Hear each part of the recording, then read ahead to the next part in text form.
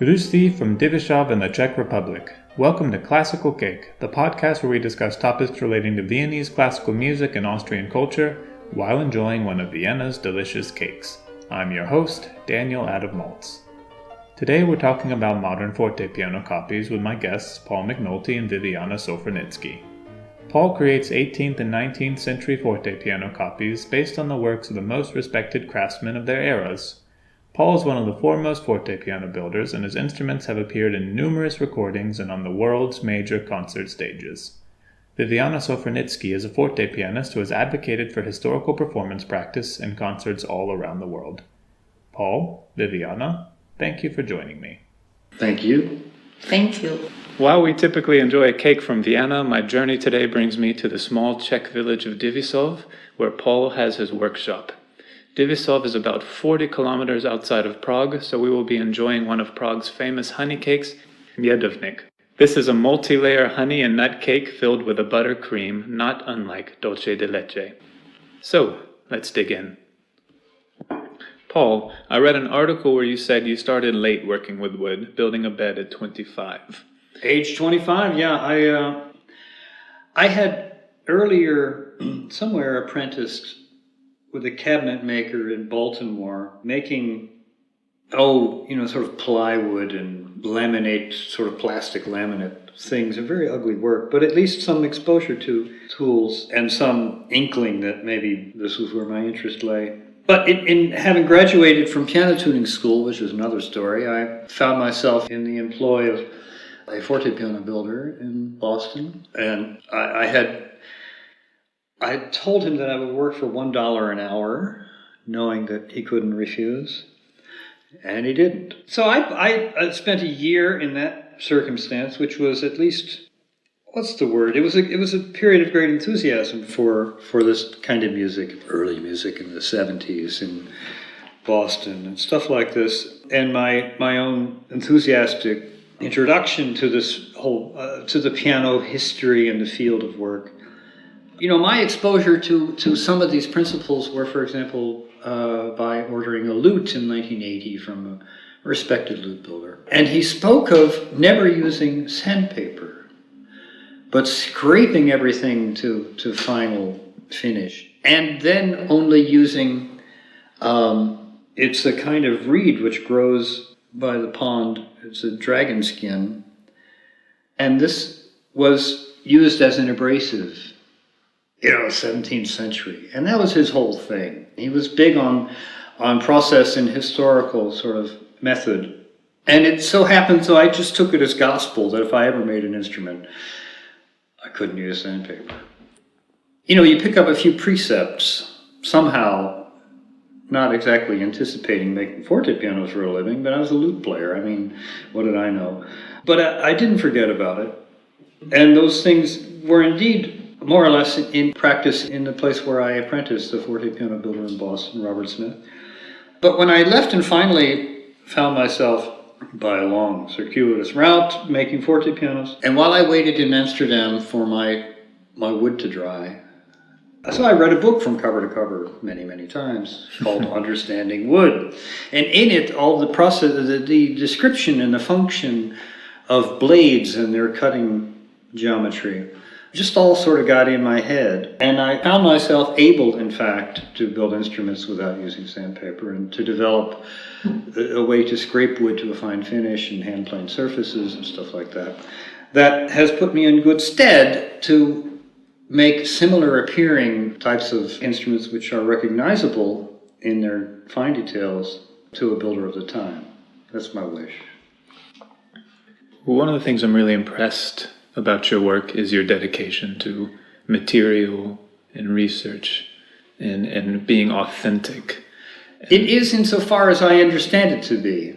And that's always the case. But if you can easily make up an agenda which has no basis in historical fact.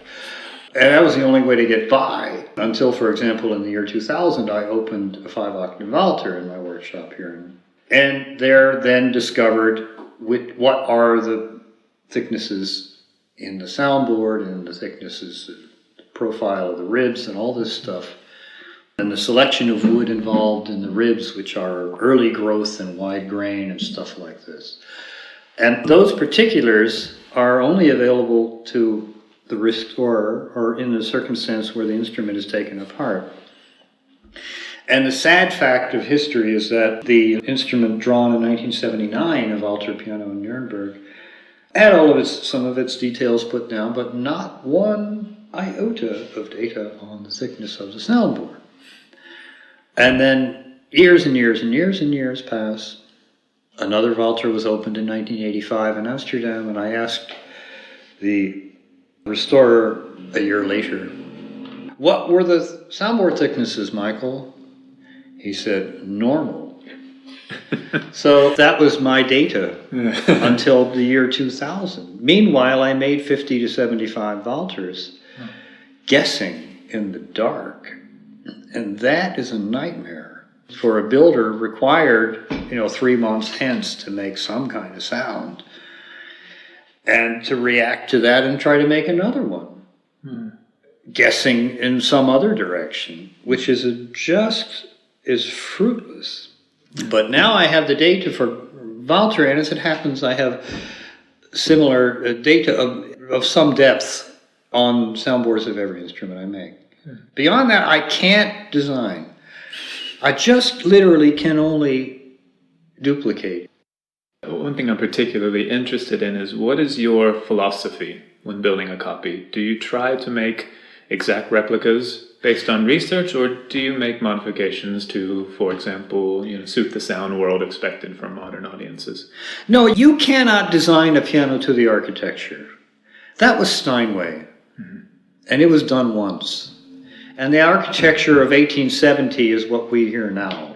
The Musikverein, 1870. The Concertgebouw, 1878, stuff like this. Yeah. And those buildings gave Brahms to reply to a request for a European tour involving these new concert halls.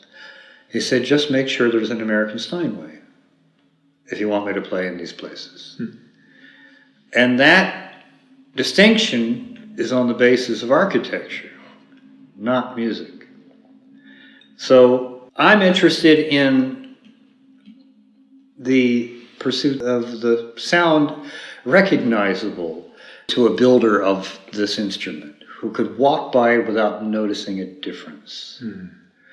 The question was if maybe Paul can make instrument which, in his opinion, or even in reality, better than these old instruments, but sort of the same kind. And here I think that this is empty reason. There is no reason to do it, because we should remember that instrument is needed not by itself, but it only has any meaning in symbiosis with music which was written for this instrument. So we musicians not really interested to have some beautiful instrument in the corner, and I come and I press key and sound is so beautiful, but I don't have pieces to play on this instrument. And what I see from our customers, that they come to us and they're not saying, "Oh, this instrument is good, I want like this." They say, "Oh, I love Mozart. I want instrument where Mozart will sound the best." And then they choose Walter or Stein, which Mozart was writing pieces, because when Mozart got this instrument, he tried it, he improvised, and he created the best music which could fit, sound the most beautiful on this instrument. So if we play it on something else, then it will sound to disadvantage, as Anton Rubinstein was saying. And same thing if we would right now make some different instrument, which maybe had some very interesting characteristic in itself, but no music to play on this instrument, we would have to wait until some baby would be born. And it would be new Mozart, and he would write for this instrument, and then this instrument would have meaning. Otherwise, it's empty project. Well, I think we hit on something there, because I want to ask, do you think that, for example, a copy of an 1805 Walter and Son forte piano, made today with Layu, sounds like the same instrument when it was manufactured in 1805, or will there inevitably be a difference? Well, it's a question cannot be answered, but it can be at least inferred from comparison to the best surviving Walter in London, where one of my pianos stood next to this one, and my piano was regarded as being the same, but plays better. But the old piano's a funky keyboard, and that's not to say that I have a badge of authenticity.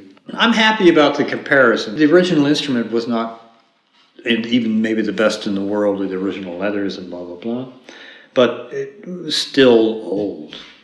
So it's an invalid comparison. But the thing which confers some authenticity is in the ensemble use and the orchestra use and the comparison of the characteristics of instruments, which pianos that seem to blossom and others which do not.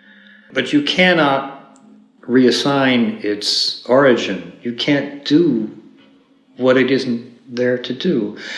Yeah, this brings up the point which I think about quite a lot, is that inevitably the instruments that the composers had access to would have had an effect on the music that they wrote. Oh yeah, their own musical imagination didn't just pop out of nowhere. When we speak of Haydn, Mozart, Schubert, these are profound geniuses who were capable of a miraculous exploration and charming use and tasteful use and all of this stuff. And it's the idiomatic use of the instrument which is so charming with Schubert or any of these composers. Yeah. So, Viviana, you and your husband make quite the team. You're in the enviable position of the first to test the instruments. What type of feedback do you normally provide? Normally saying exactly what I feel, and for me, what is important, not only sound, but what Mendelssohn actually was using this word in German, playability.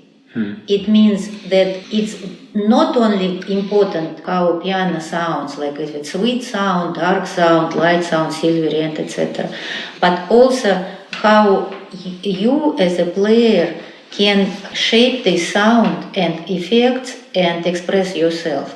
So for me, it's much more important how I can rule this instrument. So then, of course, I want to have perfect instrument. I am concert performer, and for me, this is most important.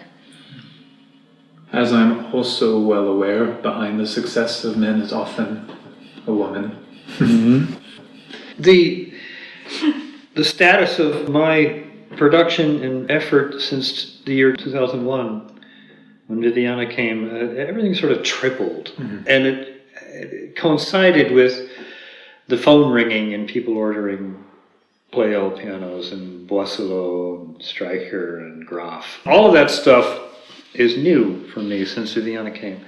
And the fact that I have had my team with me for 10, 15 years, really, they are at a stage of transition. They have arrived at a place where I trust them to work without my supervision. It's a revelation to me of the arc of a career in which the transition to a proper workshop, which in Vienna was 10 guys working for Anton Walter, and his having made in those first 10 years 385 pianos, not alone. Mm. And so he fulfilled the prescription of a healthy workshop, and so did every other builder who made a name. They had 10 guys and they made 3.5 pianos per worker per year, basically. And now those terms are sort of a constant. But anyway, the end of this long sentence is that I have my 10 guys, and we have a firm which is representative of the type of firm and the numbers of the time that I'm interested, 18th century, early 19th century, with the addition of electricity and coffee. When I was first introduced to historic instruments as a young student, it was presented in a way that seemed to say that this is an oddity, and you shouldn't pay it much attention. So historical music practice, I think, is sometimes looked down upon by modern piano performers and easily dismissed. Viviana and Paul as well, do you see a world in which historical performance becomes at equal footing with modern performance practice? As much as they may claim, as a person who rather dismisses these early instruments, but yet claims to be in some sympathy with a composer, they're closing a door which is unfortunate that they shouldn't explore. You know, there comes upon a musician a profound difference with this exposure and with some exploration into the taste and the practicalities of how do you create a sound, you know? These are big questions which are answered necessarily in a different way because the instrument is so wildly different to the Steinway that people grew up on. So, as a matter of convenience, to dismiss, you know, a whole galaxy of sound spectrum and, you know, in any other way that you can connect the validity of an instrument to its music is, I think, maybe that idea is a bit out of date. You know? Yeah, absolutely. Yeah, great. So thank you for joining me today. Well, it's a very, very great pleasure to have you. Yeah, visiting your workshop has been an eye-opening experience. Thank you. For those of you interested in historic instruments, you may have heard of McNulty without even realizing it. Paul's are among the best in the world, and I can personally recommend playing on one. Thanks to you listeners for tuning in. If you haven't already, please subscribe, like, and share. I'm Daniel Adam Maltz. See you in Vienna. Auf Wiederschauen.